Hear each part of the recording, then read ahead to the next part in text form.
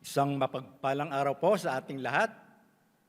Purihin po ang Panginoon sa panibagong araw na pinagkaloob niya sa atin upang tayo po ay sama-samang magpupuri, magpapasalamat sa ating Panginoon. Welcome po sa Day by Day, Jesus Celebration. Tumuyo po tayong lahat, batiin po natin ang bawat isa.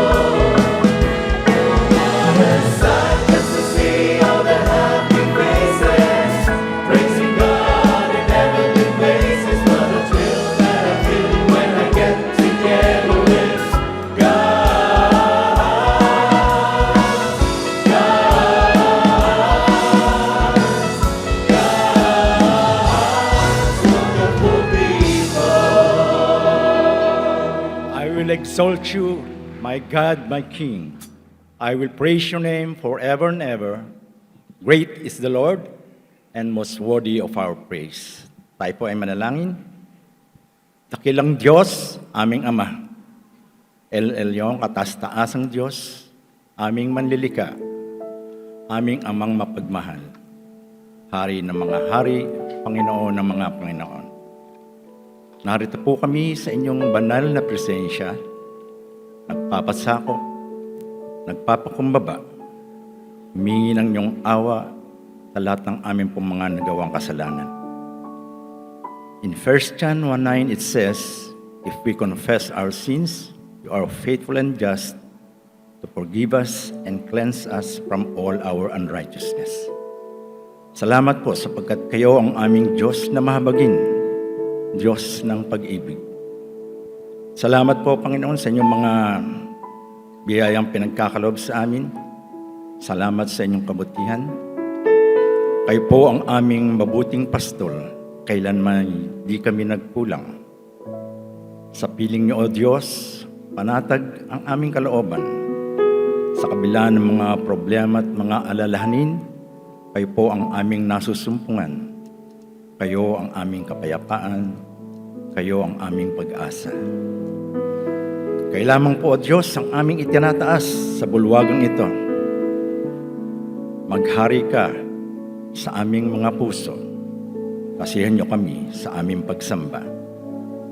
Po ang aming samot panalangin sa pangalan ni Jesus. Amen. Praise the Lord.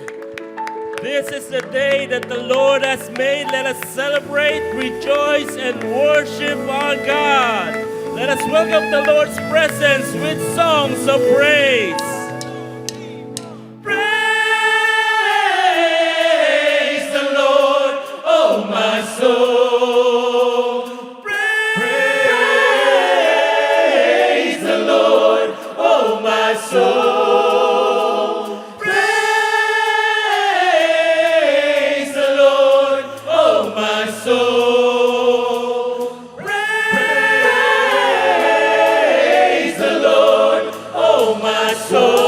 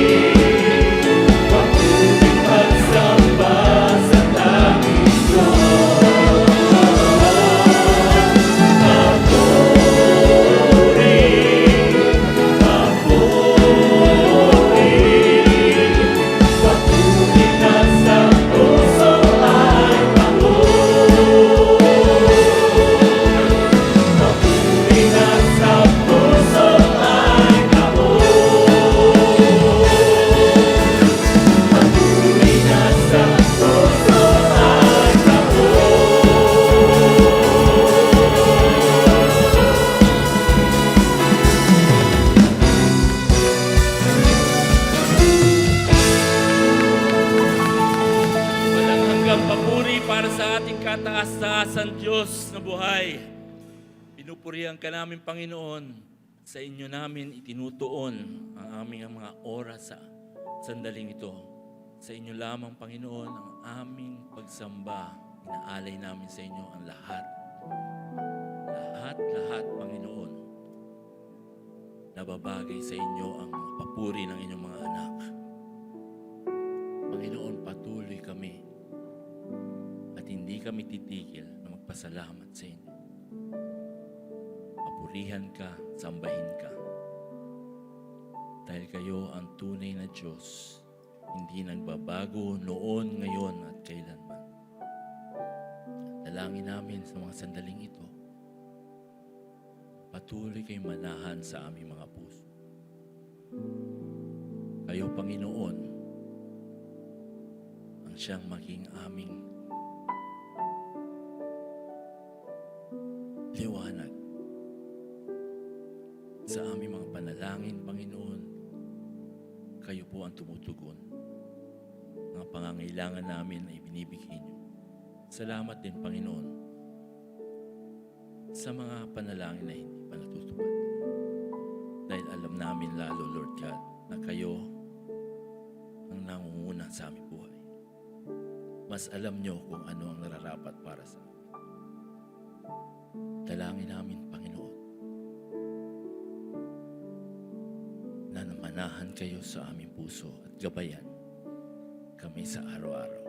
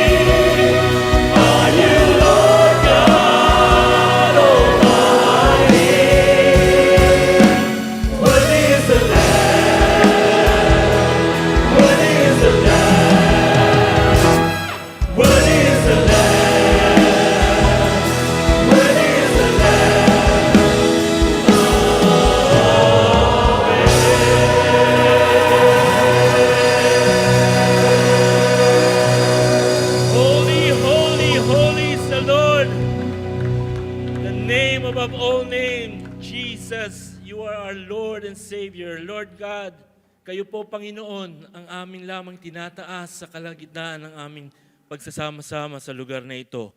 Kayo lamang ang maitaas. Kayo lamang, Panginoon, ang aming Diyos, ang aming Diyos na buhay. Lord, sa umagang ito, kayo po, Panginoon, ang mangusap sa bawat isa sa amin. Kayo po, Panginoon, ang manahan sa aming mga puso. Ito po ang aming dalangin sa pangalan ni Jesus. John 11:26. Do you believe this? Jesus asked. I am the resurrection and the life. Maunawa namin, Panginoon, ang inyong mensahe. Sa tanong na ito ng iyong anak na si Jesus, do you believe this? At maitanong din namin sa aming sarili, do we believe this? Nawa ay maulinigan namin ang mahinang tinig na kumakausap sa amin at marinig din namin maging ang mga malakas na mga sinasabi sa amin ng napakadakilang mensaheng ito that Jesus is the resurrection and the life. Mangusap po kayong may kapangyarihan at nawa ang iyong salita na aming diringgin ay magbigay buhay sa amin o lalo pang magpasigla sa buhay na nasa amin na. Salamat, Panginoon, sa ngalan ng iyong anak na si Jesus. John 11:1 and 3. Lazarus was sick. He was from Bethany, the village of Mary and her sister Martha. So the sisters sent word to Jesus, Lord, the one you love is sick. Nagpadala sila ng mensahero para ipasabi kay Jesus. Nag-aagaw buhay halos na ang isang taong malapit sa kanyang puso. Close sila magkakapatid kay Jesus, obviously. Sa simula ng kwento, we see ordinary human nearness. Taong may sakit, may kapatid na nag-aalaga, nag-aalala, pamilyang minamahal ni Jesus. This is a very short but loaded message to Jesus. Lord, the one you love is sick. No explanation, no demand. They simply appealed to relationship. Yung mahal mo ay naglulubha. Jesus, someone you love is dying. And don't we all experience moments in our lives when we nearly say the same prayer? It's a cry grounded in love, and it says it all. John 11:4-6. When he heard this, Jesus said, this sickness will not end in death. No, it is for God's glory, so that God's Son may be glorified through it. Now, Jesus loved Martha and her sister and Lazarus. So, when he heard that Lazarus was sick, he stayed where he was 2 more days. Kaya nang marinig ni Jesus na may sakit si Lazarus, nanatili pa siya roon ng 2 araw. Mahal sila, oo. So Jesus delayed? Tanong ito ng halos lahat ng nag-iisip pag nababasa ito. Ipinakadiin-diin na mahal si Lazarus, mahal yung mga kapatid. Kaya, nagpatagal pa ng 2 araw. O ilang araw pa. Because sa atin, love usually means now. Mahal pala, di ngayon na, now na. Dito, love means delay. And here is tension. Jesus delayed. And let me tell you a spoiler, which you probably all know anyway, Lazarus died. Nagpatagal pa si Jesus at namatay naman yung pasyente. Here we see a Jesus who does not enter this story as one who prevents death. Jesus allows death to happen. He enters as the one who meets death after death has already happened. Masyadong maraming nababaligtad dito sa takbo ng mga pangyayaring ito.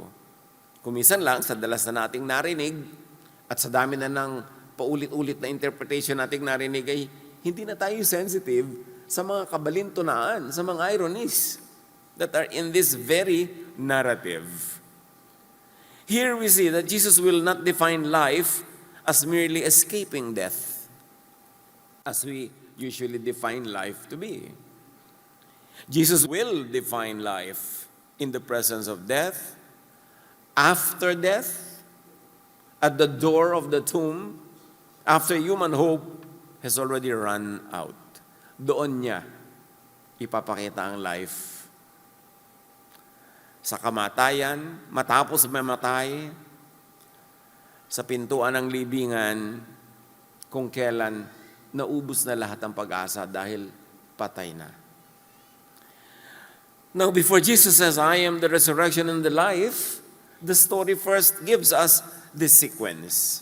Sickness, love, delay, death. This helps define resurrection and life. Death is the detour in the way to life. Parang baligtad talaga. Yung kamatayan, ang pintuan, patungo sa buhay na walang hanggan. Finally, pumunta na si Jesus sa Bethany kasama ang disciples. But by then, patay na si Lazarus. Nang dumating sila, 4 na araw nang nalibing, very dead, decomposing na.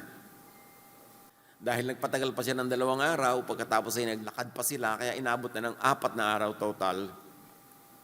Pagdating nila, nakalibing na. In fact, 4 days nang namatay. And here's another aid in understanding resurrection and life. Meanwhile, sinalubong ni Martha si Jesus. Remember, siya nagpatawag. John 11:21-22. Lord, if you had been here, my brother would not have died. And we hear this phrase many ways, many times. Kung nangyari lang ito, kung lang sana ito ay naganap, hindi mamamatay ang namatay. Kung nagkaganito lamang, gano'n, sabi niya, kung dumating ka lang, hindi sana namatay ang kapatid ko. This is grief, talking to Jesus. May pain, mayroong disappointment, mayroong, bakit ngayon ka lang? Mayroong sayang. But importantly, hindi dinaan sa tampo. Hindi lumayo si Martha kay Jesus. Martha brought the pain to Jesus. Hindi niya itinanggi na mayroong pain. Tulad ng ginagawa ngayon in their religious performance because they think religion expects them to not have pain. They deny the pain because they think that's what God expects of them, although religious tradition usually expects it of people. But Martha brought the pain to Jesus. Hindi itinago, hindi ginlamorize, hindi ginglorify, hindi ginawang religious performance na minsan ay nagaganap. She said the hard line directly, kung narito ka sana, hindi sana namatay ang kapatid ko. Pero sinamahan naman niya agad ng, but I know that even now, God will give you whatever you ask. May bawi agad. Sabi niya, kung sana narito ka lang, hindi namatay, pero alam ko, anuman ang hingin mo sa Ama, ibibigay niya. Kahit ngayon din.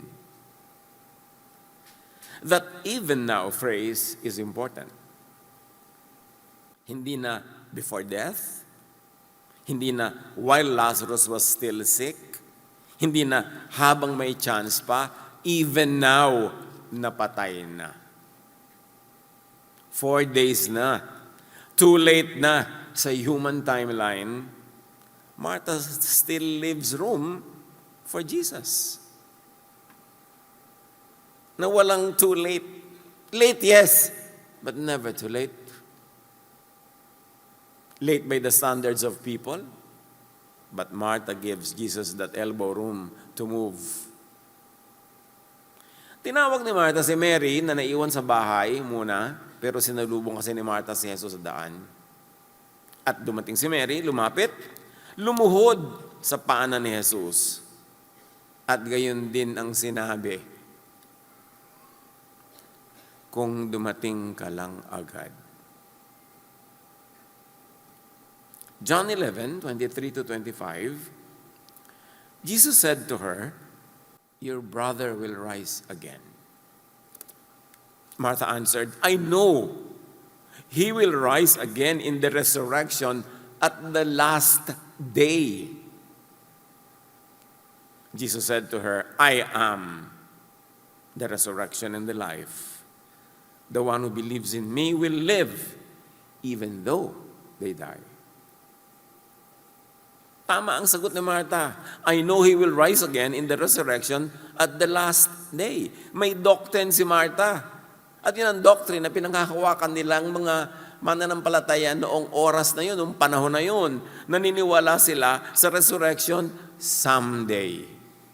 Pero inilapit ni Jesus yung resurrection. I am the resurrection, not I will be. Hindi someday, ngayon, kahapon, bukas, because I am. At ito ang pangpito sa pag-aaral natin ng 7 I ams ni Jesus. Sana nakumpleto nyo.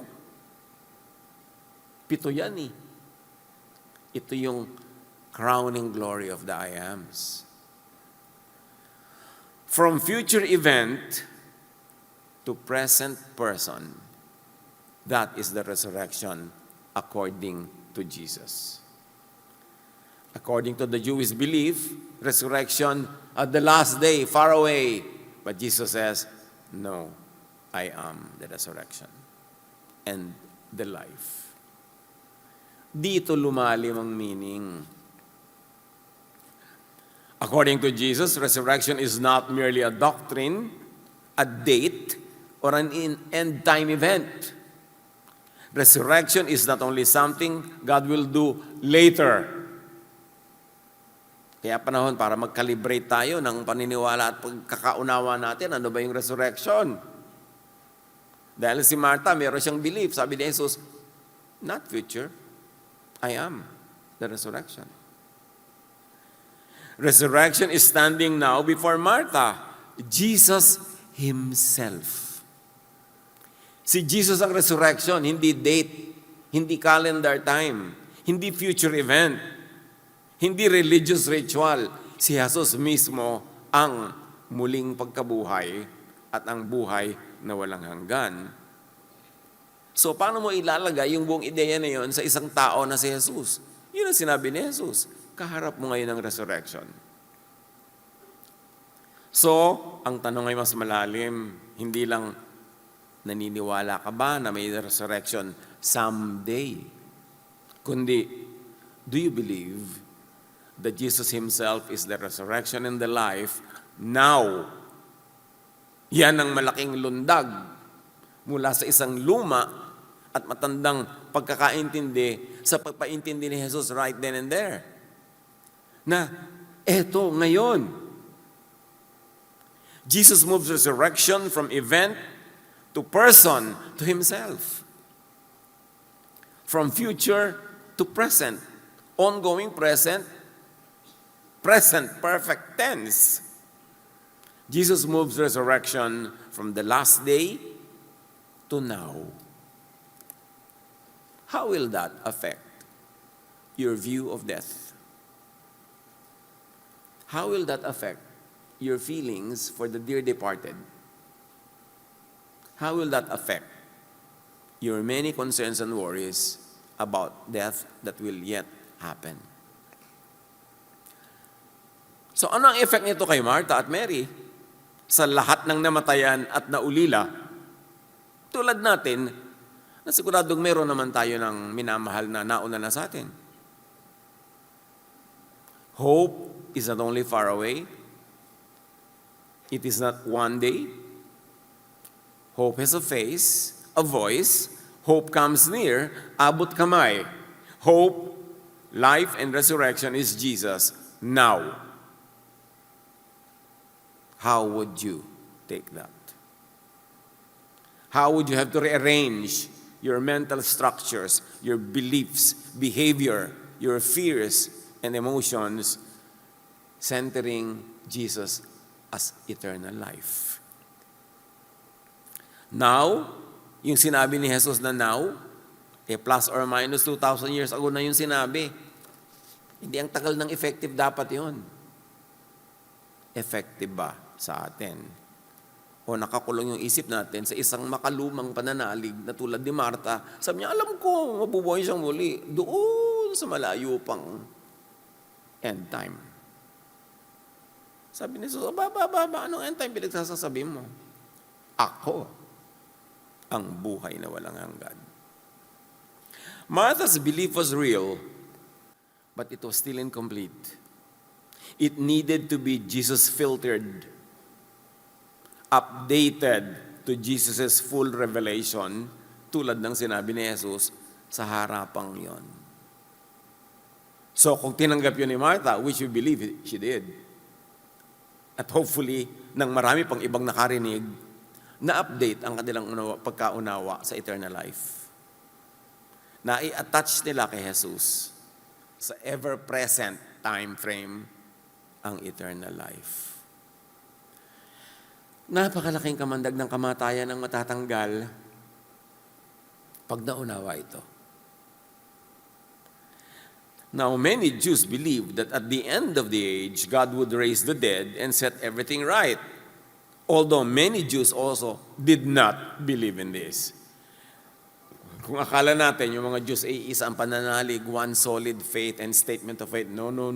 Sila man ay napakaraming nagtutunggali ang mga doktrina within their temple system.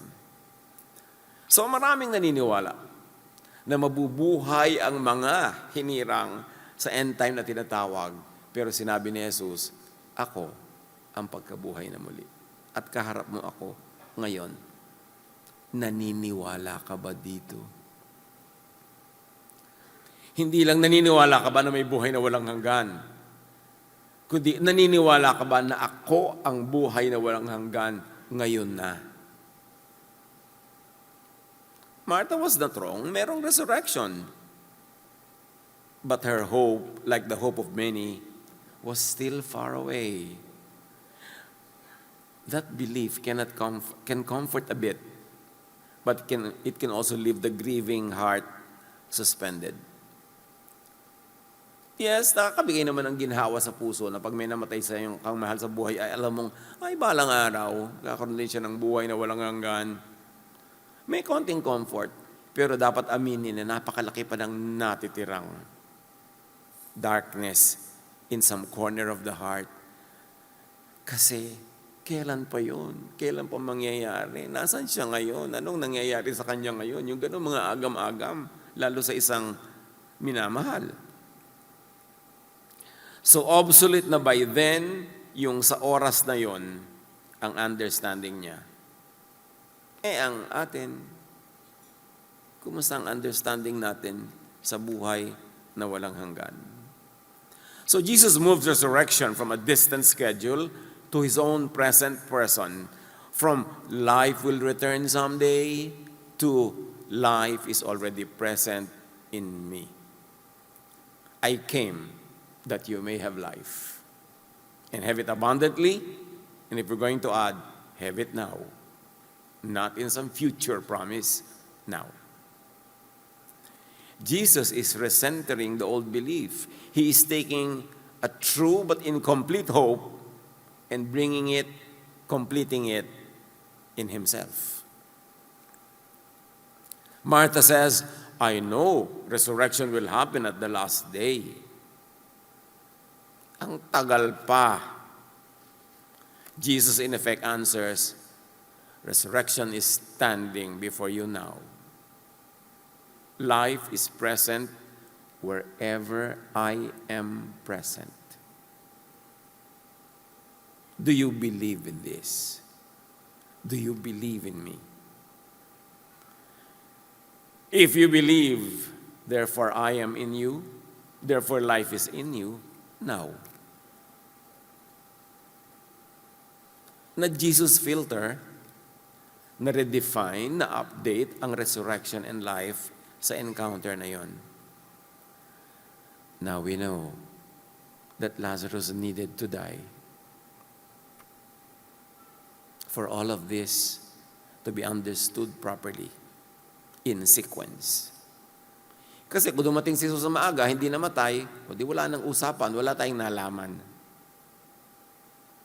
May dahilan ng lahat. Even what we call delay on God's part, may dahilan yun. Kaya ang tanong ni Jesus, do you believe? Manalig ka lang. O sige, sumama ang loob mo, magkaroon ka ng iyak-iyak dyan, malungkot ka, up to a point, manumbat ka pa. Sige, sabi mo, kung dumating ka lang ng maaga, hindi nangyari ito. Pero, do you believe? Yan ang huwag mong tatanggalin. Do not deny your fear, do not deny your sometimes anger, do not deny your sadness, your loneliness, but keep the faith. Because it will keep you connected to life. Malaking bawas ito sa takot, sa kamatayan, as death could feel like a long dark gap. That if resurrection and life are Jesus himself now, then the one who belongs to Jesus does not fall into an empty unknown, does not fall into that so-called sleep of death. And Paul later would say this very, very eloquently, absent from the body, present with the Lord. 2 Corinthians 5:8. That's what happens when believers in Jesus die. They are absent from the body, but instantaneously present with the Lord. Death is not a lonely transfer into a dark boarding gate until an unknown time of boarding call. At death, the person goes into the presence of the Lord. Note the victory language of Ephesians 4:8-10. When he, meaning Jesus, went up to the highest place, he led away many prisoners. Other versions say he led a crowd of captives and gave gifts to people. It means that Christ had been deep in the earth. Other versions say Christ also descended to our lowly world, to the lower parts of the earth. Jesus went down into the realm of death and rose victorious. And you see, even Jesus himself died. He went through the full circle alongside humanity. Hindi niya sinasabing, mayaan mo mamatay kayo. Meron din kayong buhay na walang hanggan.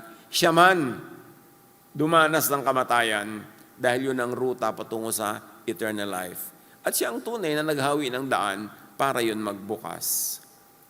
Jesus did not merely avoid death. He entered it, passed through it, conquered it, and brought life out of it.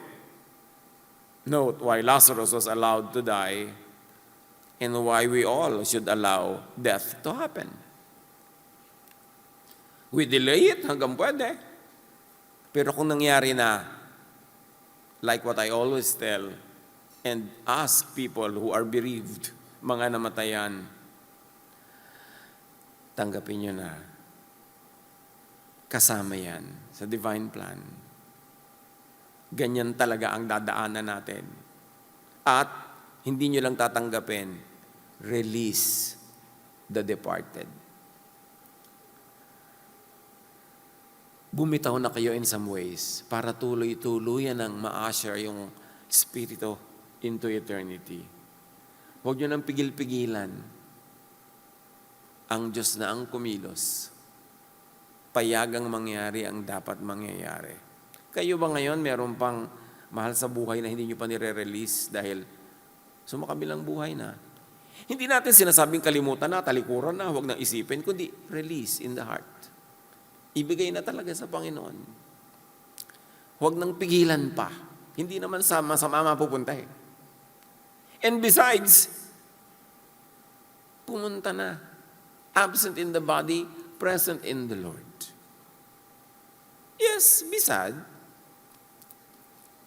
Magdrama paminsan-minsan. Mamiss, but have faith. And operationalize that faith. Put it to work. Death is no longer an untouched prison.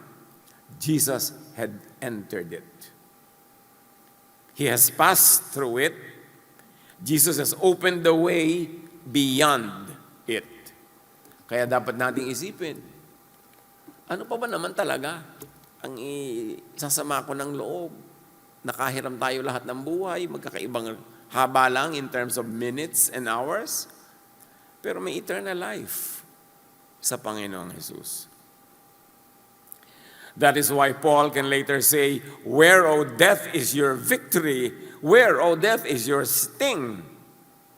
Nasaan ang iyong kamandag? Nasaan ang iyong tagumpay kung matapos malagot ang hilinga ay lilipat naman sa kabilang buhay into the presence of the Most High God?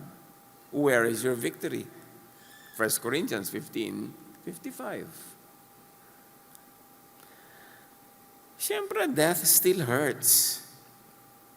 Hindi naman pwedeng masanitize ng ganitong mga katuruan yung nararamdaman ng human heart. Of course, that still hurts. In fact, Jesus himself wept at the tomb. So we do not pretend death is painless. But death has lost its final terror.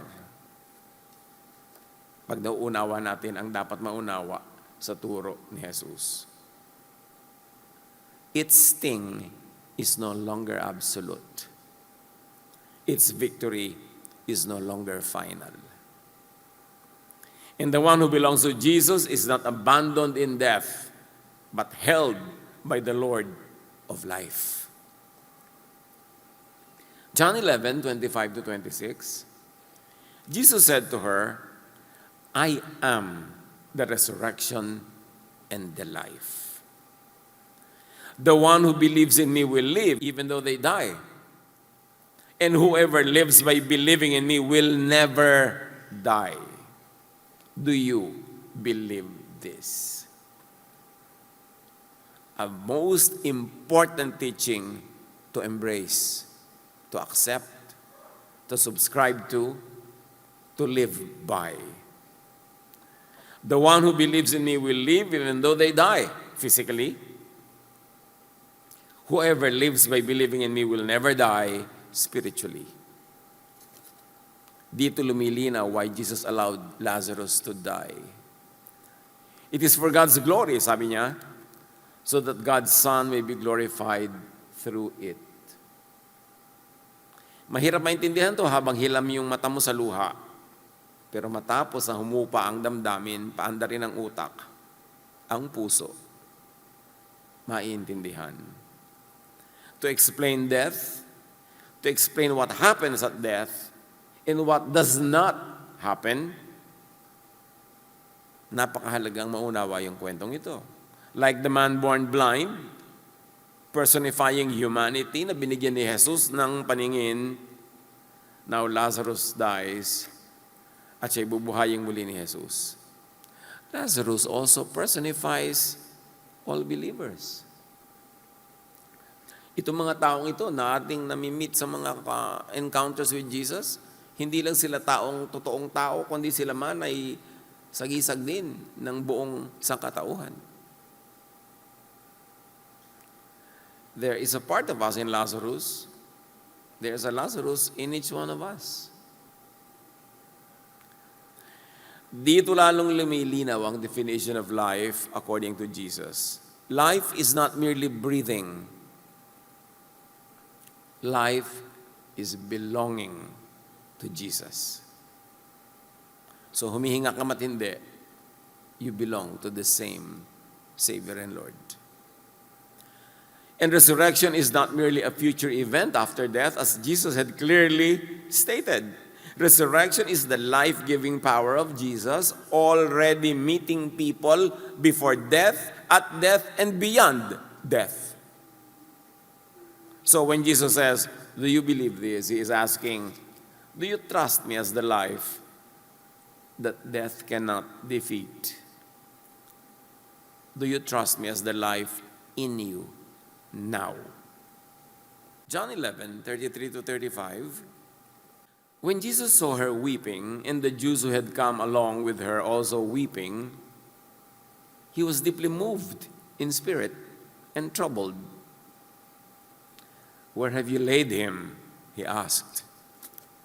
"Come and see, Lord," they replied. Jesus wept. The shortest verse in Scripture. And it says it all.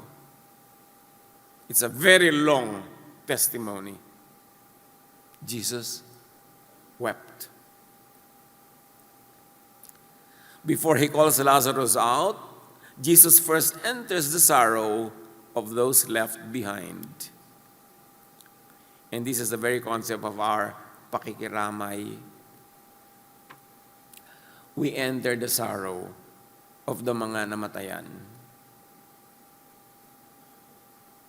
Kaya ginagawa natin lahat ng magagawa natin para sila matulungan, maibsan ang kanilang hirap.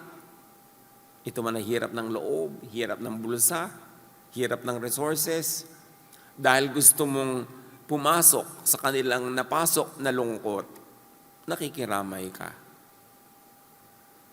For the bereaved, Jesus is not only the one who explains resurrection. Jesus does not answer grief by skipping it. He enters grief. Napaka-personal. Hindi siya nagturo mula sa mga ulap. Bumaba siya sa eksena ng paghihirap, ng pagdurusa, ng mga iyakan, at siya may nakitangis sa mga naulila. Jesus enters your sorrows. You are never alone. That's why in this story, Lazarus is also us. Mary, Martha are also us. Kasi nakikiramay sa atin si Jesus sa lahat ng ating pinagdaraanan. Kailangan lang buksan mo yung puso para mo maramdaman. Dahil He enters our sorrows. Jesus does not stand outside human grief. In Jesus, God the Father also enters being human. Sa pagsasakatawang tao ng anak, ang ama man ay pumapasok sa lahat ng mga kalagayan na pinagdaraanan ng mga tao. Ganon kalapit, ganon kapersonal. Dapat lang buksan ang puso para matanggap. Nabagbag si Jesus sa iyakan ng mga tao. Dinala siya ng madla sa bungad ng malakwebang libingan. At sa harapan noon, umiyak si Jesus. John 11:39, "Take away the stone," he said. "But Lord," said Martha, "by this time there is a bad odor, for he has been there 4 days." Death is now concrete. Meron ng takip na bato, may libingan, mayroon ng masangsang na amoy. Mayroon ng 4 days of finality. Yun ang sinasabi ni Martha na, may amoy na po. Pero mabigat ang command ni Jesus, "Take away the stone." Would you?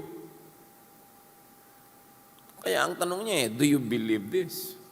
Do you believe in me? Hindi memory ang pinabubuksan ni Jesus. Hindi puso, libingan. Na 4 na araw nang nakasara. Hindi lecture hall ang setting ng lesson na ito, libingan. Hindi nilinaw ni Jesus kung ano ang resurrection and life. Kung saang classroom, nilinaw sa pintuan ng libingan. Resurrection and life are being defined not in safe theory, but before a real tomb. John 11:40, sabi kasi ni Martha, may amoy na po. Jesus then said, "Did I not tell you that if you believe, you will see the glory of God?" Faith here is not denial of the smell. Faith does not pretend the tomb is not a tomb. Faith trusts the word of Jesus enough to face what grief has already sealed. Ganong karami na ang isinara na natin, ikinandado na dahil sa lungkot. Sarado na. Pero muling pinabubuksan ni Jesus para pasukin ng buhay. The glory of God is not seen by avoiding the place of death. So Martha's faith consents to trust Jesus where things already feel too late. Kailangan ng consent ni Martha eh. Siya yung nakakatandang kapatid. Siya yung may authority. She had to give her consent to open the tomb. So obviously, she consented. So obviously, she believed. She let Jesus do his thing. Sometimes faith is consent. So sige po, buksan natin ang hindi ko na kayang buksan. Ang ayaw ko na sanang buksan, buksan natin. John 11:41-42. So they took away the stone. Then Jesus looked up and said, "Father, I thank you that you have heard me. I know that you always hear me, but I said this for the benefit of the people standing here, that they may believe that you sent me." Nabuksan na yung libingan bago nagdasal ng ganito si Jesus. The prayer lets the people hear that the life Jesus gives is not isolated power. Jesus gives life kasama ang Ama. John 11:43-44. When he had said this, Jesus called in a loud voice, "Lazarus, come out." The dead man came out. Binuksan muna ang libingan bago tinawag ni Jesus si Lazarus. Bumangon si Lazarus. Faith first. Life begins as response to the voice of Jesus. So yung patay na Lazarus, nadinig yung tinig ni Jesus at yun ang nagbigay buhay sa kanya. John 10:3, the sheep recognize his voice and come to him. He calls his own sheep by name and leads them out. Exactly. Yan ang formula kay Lazarus.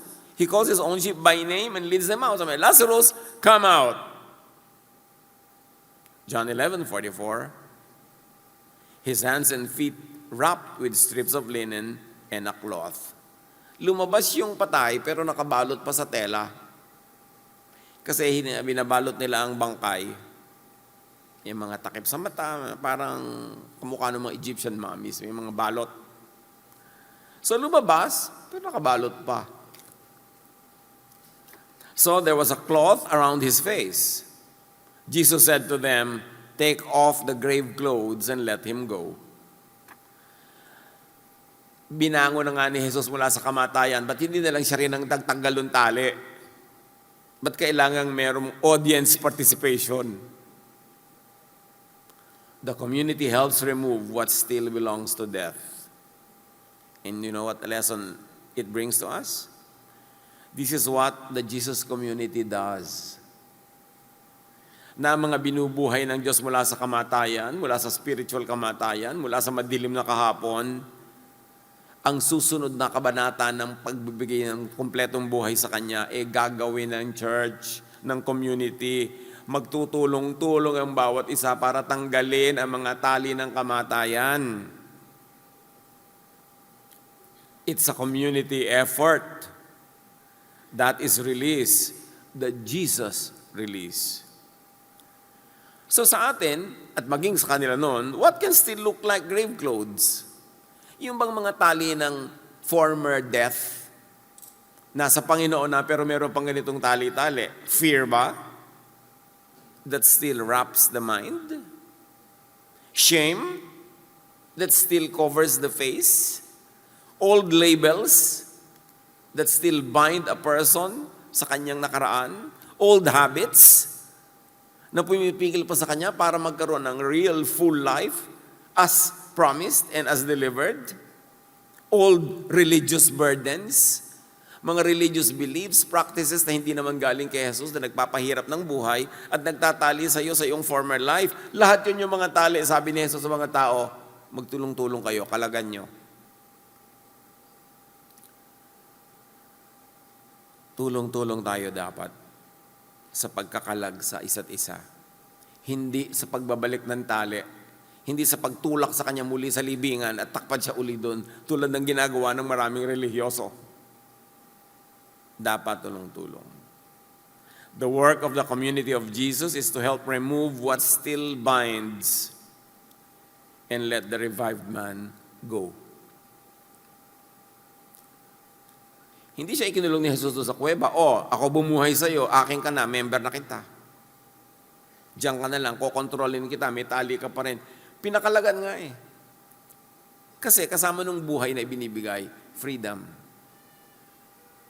The work of the Jesus Church ay magpalaya, hindi baligtad na magtali. John 11:45-46. Therefore, many of the Jews who had come to visit Mary and had seen what Jesus did believed in him.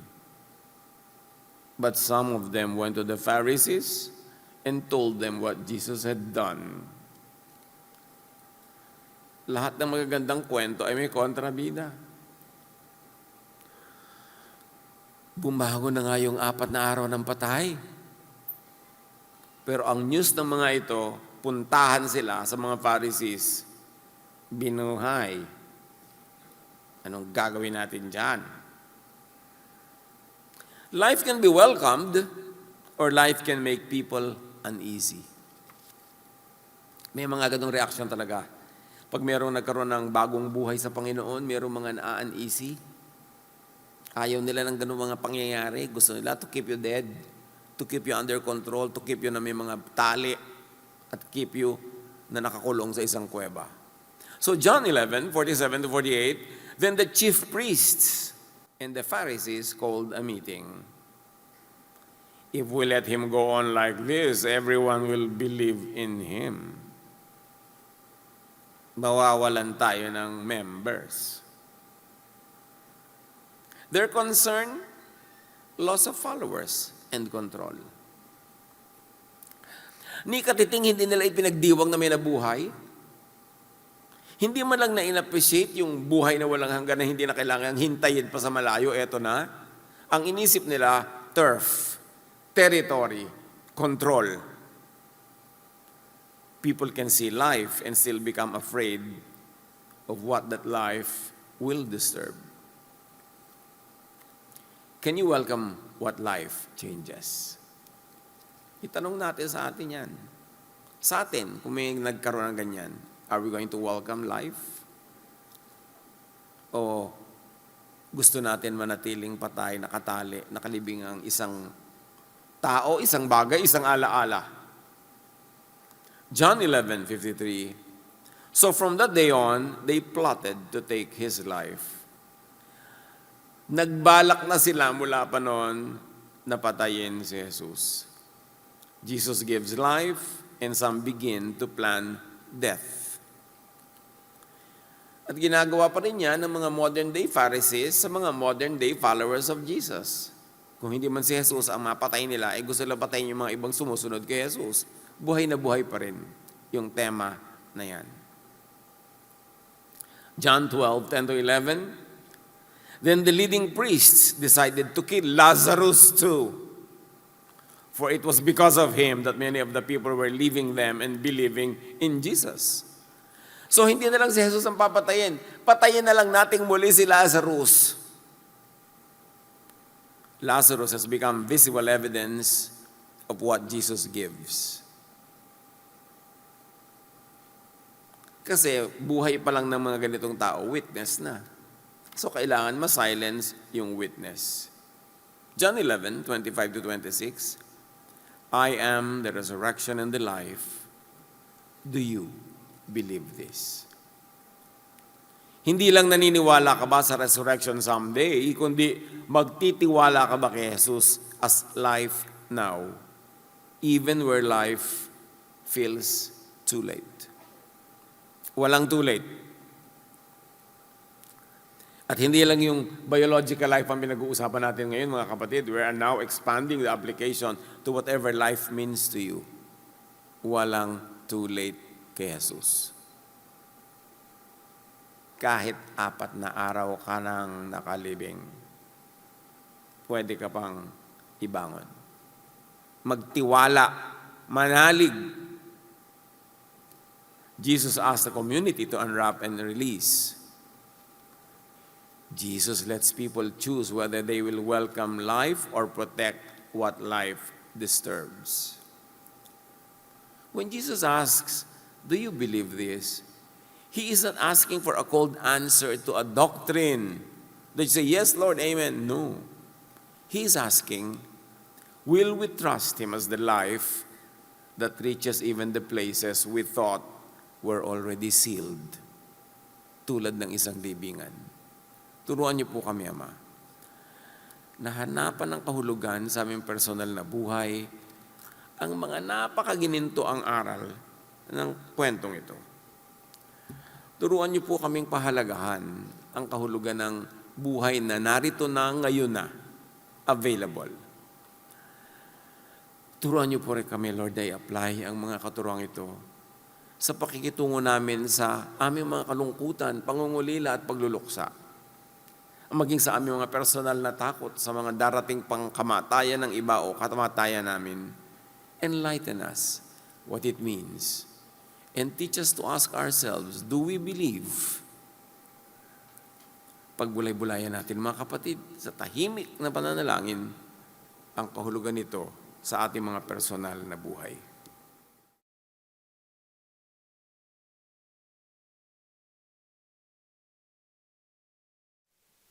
Tayo po'y sandaling manalangin.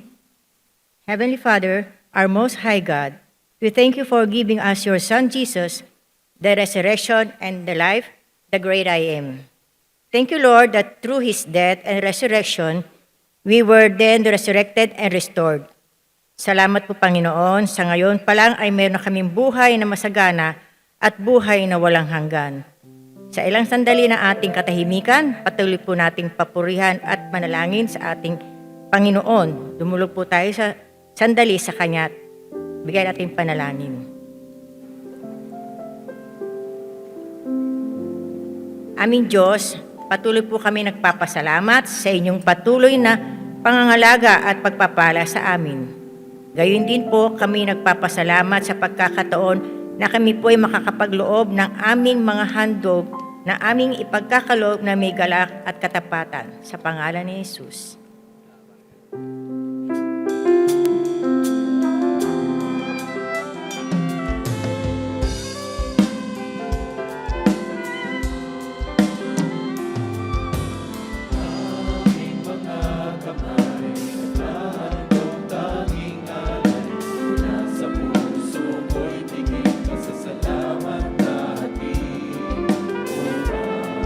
Salita nyo ay palaganap.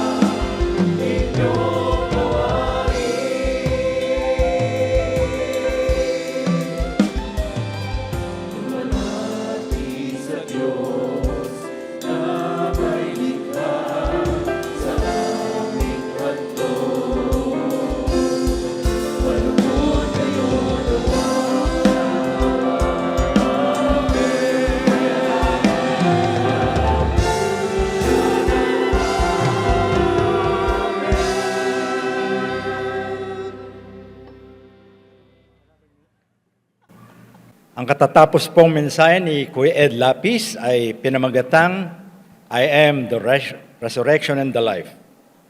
Mamayang 10 a.m., Jesus celebration po, babahagi ni Kuya Ed ang mensaheng may pamagat na, Life is heaven, Jesus is I am from meaningless to life.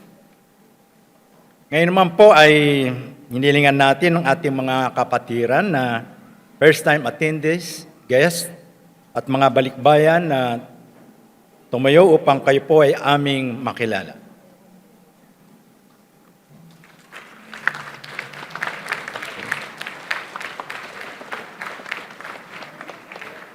Nagagalak po kami na kayo ay aming makasama sa umagang ito.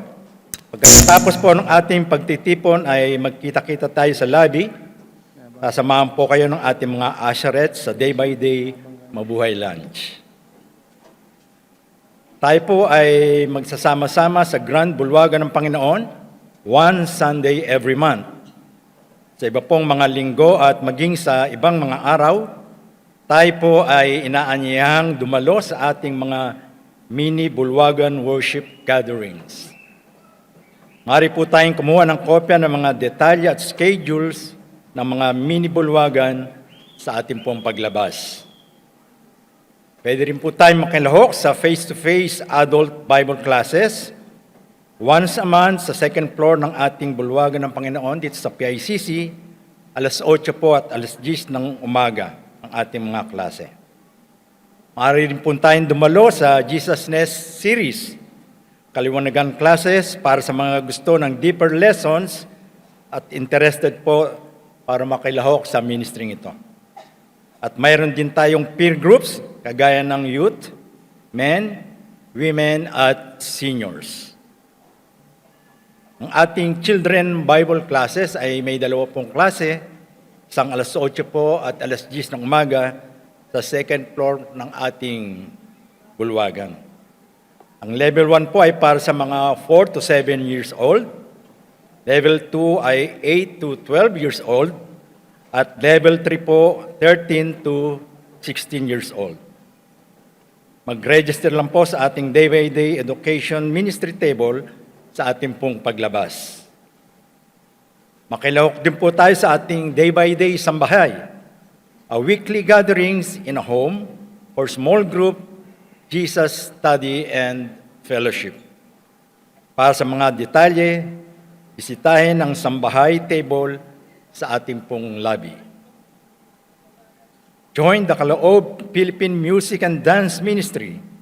To register, scan lang po ang QR code na makikita sa Kaloob standee o kaya'y kumuha ng Kaloob flyer sa usher's table sa ating pong paglabas. Mayroon din po tayong online paaralan ng buhay sa darating na July 25, Sabado, alas 5 po ng hapon. Ang pag-aaral na ito ay patungkol sa gratitude, not greed in building or buying a house. Ang magiging tagapagsalita po dito ay ating volunteer worker na si Engineer Gina Databali. Para sa iba pang detalye, makipag-ugnayan lang po kay Ate Lea Pakis sa 0917-852-0918 or kay Ate Loida Estillores sa 0962-193-3071. Magkakaroon po tayo ng basketball fellowship game para sa mga kapatirang 18 taong gulang pataas. At para po sa iba pang detalye, mag-message po sa ating Day by Day FB page, Day by Day Jesus Ministry, or mag-text sa 0917-549-2624.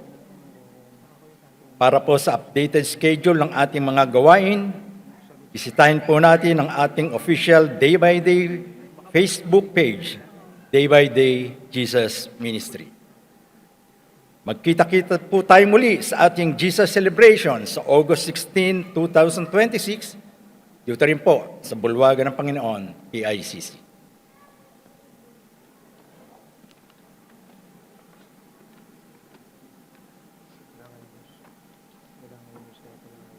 Tayo po'y magsitayo para sa ating pangwakas na panalangin.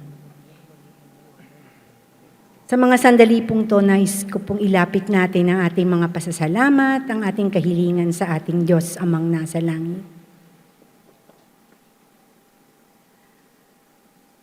Amang banal na nasa langit, salamat po Panginoon sa araw na to at buong puso kami kaluluwang nagpuri sa iyo. At salamat po sa iyong mensahe na patuloy naming babaunin at palalakasin ang aming spiritual life, Panginoon. Salamat din po sa aming mga walang hanggang pagpapala at biyaya na patuloy mong pinararanas sa bawat isa sa amin na naririto ngayon. Lord, sa buong isang linggo, tulungan mo po kami na maging katulad mo at makita sa amin ang Jesusness at makita rin po sa amin ang full life as what you have promised. Lord, thank you for your goodness.